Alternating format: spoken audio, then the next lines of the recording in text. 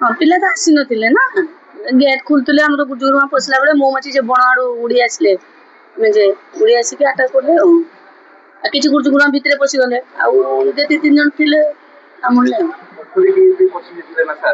ସେ ଯେତେବେଳେ କାମୁଡ଼ିଲେ ନା ଜୋରସେ ଆଉ କଣ କରିବେ ଟିକେ ମାନେ ଆରାମ ପାଇଁ ଟିକେ କରିଦେଲେ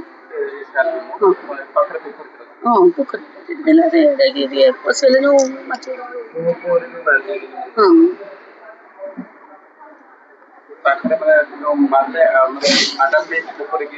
ନା ନା ନା ନା ସେମାନେ ସ୍କୁଲ ଭିତରେ ଥିଲେ। ବିଦ୍ୟାଳୟ ସେ ପରିସରରେ ଗୋଟିଏ ମହୁମାଛି ଫେଣା ଥିଲା।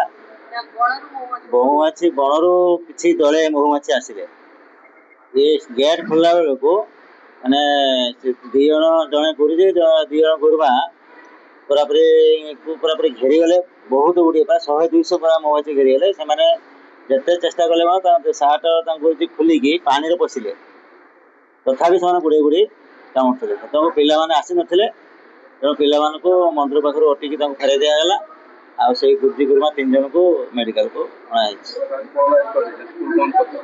ସ୍କୁଲ ମହୁମାଛି ଏତେ ଗୁରୁଜୀ ଗୁରୁମା ଅଛନ୍ତି ବର୍ତ୍ତମାନ ପାଇଁ କିନ୍ତୁ ପିଲାମାନଙ୍କୁ ବନ୍ଦ କରିଦିଆଯାଇଥିଲା। ସୁରକ୍ଷା ଦୃଷ୍ଟିରୁ ପିଲାମାନଙ୍କୁ ବନ୍ଦ କରିଦିଆଯାଇଥିଲା। ଗୁରୁଜୀ ଗୁରୁମା ଅଛନ୍ତି ତାକୁ ବର୍ତ୍ତମାନ ବ୍ୟବସ୍ଥା କରିବେ। ଫାୟାର ଅଫିସକୁ ଖବର ଦିଆଯାଇଛି ସେମାନେ ସନ୍ଧ୍ୟା ସୁଦ୍ଧା ତାର ପ୍ରତିକାର କରିବେ। ହଁ କ୍ୟାମ୍ପସ ଭିତରେ ଥିଲା କିନ୍ତୁ ବାହାରୁ ମହୁମାଛି ଆସିଲେ ବହୁତ। ମହୁମାଛି ଯୋଉ ବାହାରୁ ଆସିଲେ ଏଆଡୁ ଆସିଲେ କିଛି ନାହିଁ ବହୁତ ଗୁଡ଼ିଏ ମହୁମାଛି ବାହାରୁ ଆସିଲେ ଆସିକି ଏମାନଙ୍କୁ ଆକ୍ରମଣ କଲେ। ପାଣିରେ ପଶିଗଲେ ପୋଖରୀ ସେ କିଛି ବାଟ ଗଲା ପରେ ଗୋଟେ ପୋଖରୀ ଅଛି ସେ ପୁରା ସାର୍ଟ ଖୋଲିକି ପୋଖରୀ ପଶିଗଲା ପରେ ତଥାପି କାମୁଡୁଥିଲେ। ତାପରେ କିଛି ସମୟ ପରେ ତାଙ୍କୁ ମେଡିକାଲ ଘିନି ଆସିଲେ ଆଉ ଗୁରୁମା 2 ଜଣଙ୍କୁ ବି କାମୁଡୁଛନ୍ତି।